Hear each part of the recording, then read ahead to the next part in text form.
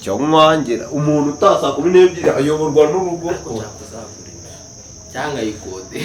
kubera ibintu byo kwiruka hafi ngiye mu kanya saa 3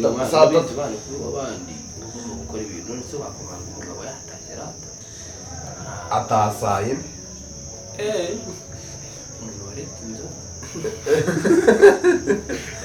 mukuru wawe nsigaye mubona nawe nirugo bigenda. Okay, tugiye gutangira interview. So turabashimiye rero abanyarwandakazi mukurikiye kino kiganiro n'ibisanzwe ngiye mu Mexico.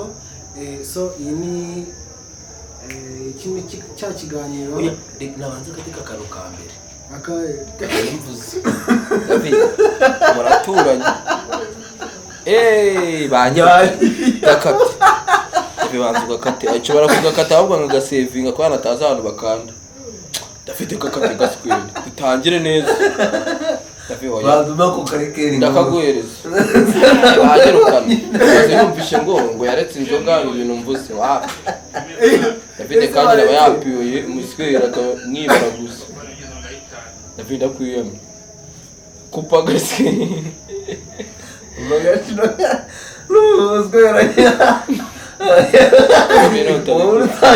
wavuze ku buzima wavuze ngo nituvuge ku buzima bw'ubayemo ni wowe wisubwivugira ibintu byara byose byagera